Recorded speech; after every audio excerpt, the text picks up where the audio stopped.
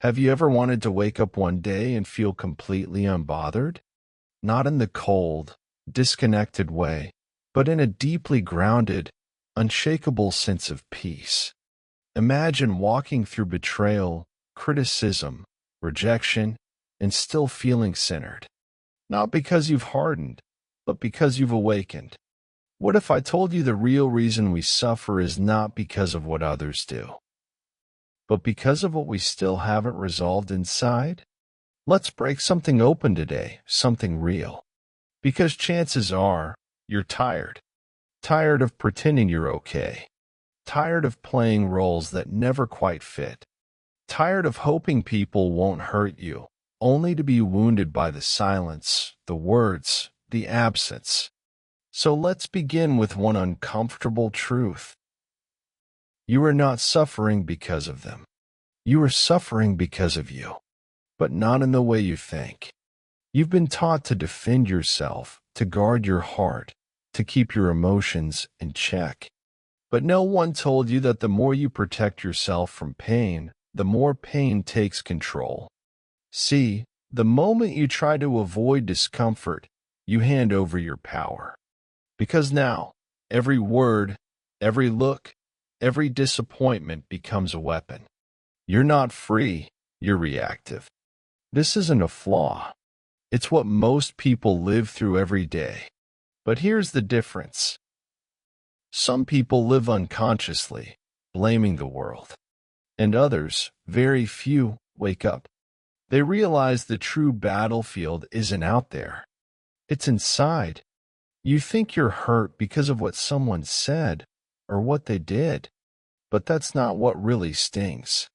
What hurts is what those moments activate in you. Old wounds, abandoned beliefs, buried fears that have never been examined.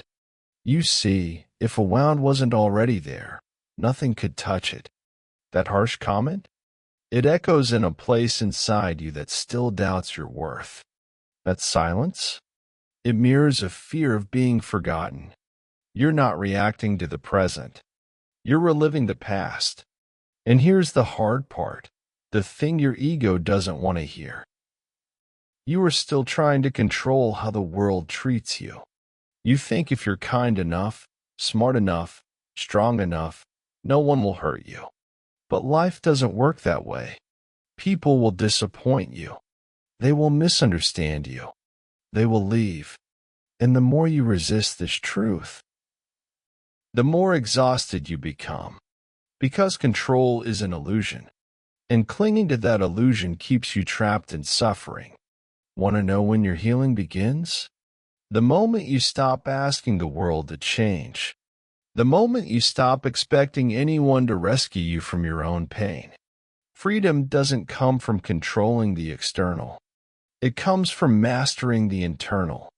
Because everything that happens outside you only has power if it finds a doorway inside you. And where is that doorway?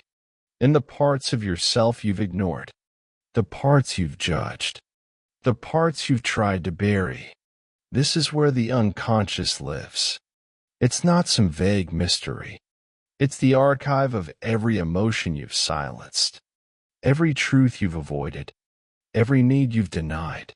And as long as you don't face it, it runs your life.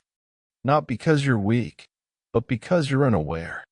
You think fate is punishing you, but in reality, it's your unconscious directing your every move and calling it destiny. So why does your pain feel so persistent? Why do the same patterns repeat?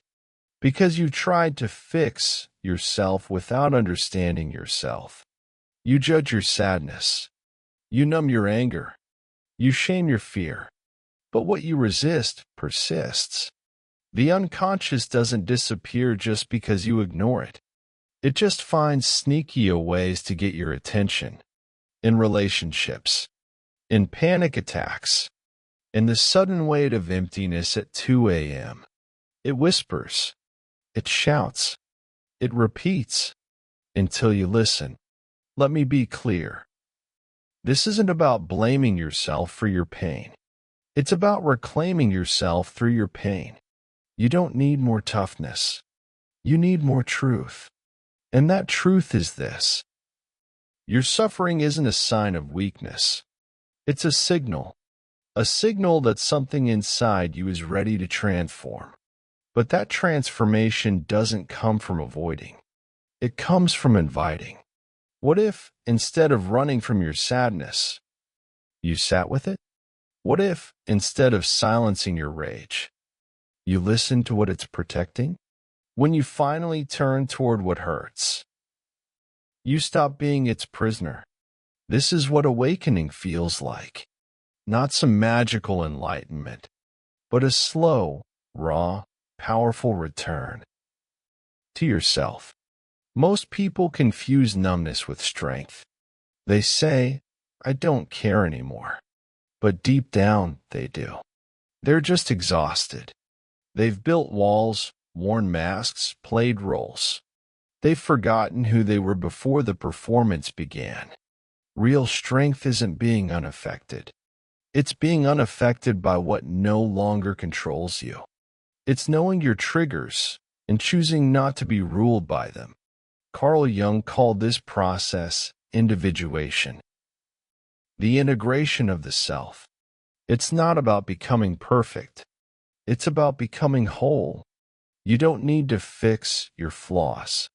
You need to understand them, to make space for them.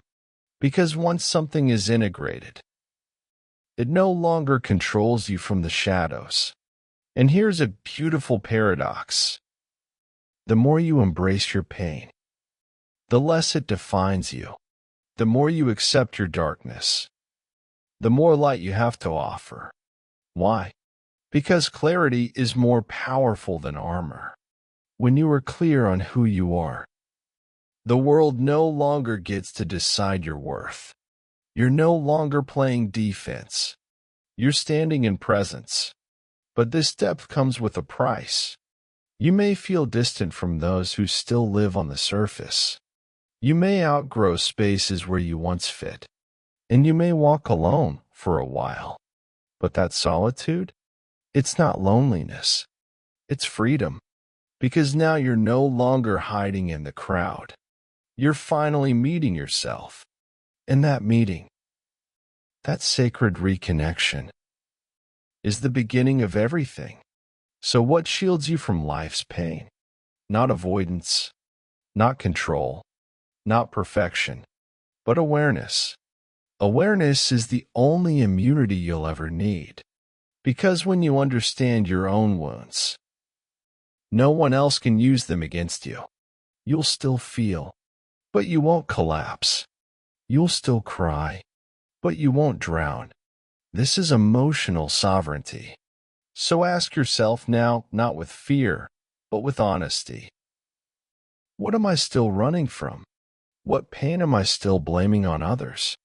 What part of me is crying to be seen? Let that question lead you inward. Let your suffering become your compass. Let it show you where you've forgotten yourself. And then choose to remember. Because in the end, nothing and no one can hurt you the same way again. Once you've made peace with what lives inside you, not because you've built walls, but because you've removed them, and what's left is real, solid, unshakable. This is what it means to awaken. This is what it means to live. So if this message resonated with something deep inside you, write in the comments, "I choose awareness." Let it be your signal to yourself that you're ready, not to be stronger, but to be more conscious, more real, more you. And remember, the journey inward doesn't end here. The next video in this series will take you even deeper into the ciphered mind. You've crossed the first threshold. Now keep going. The life you want is waiting, just beneath the surface.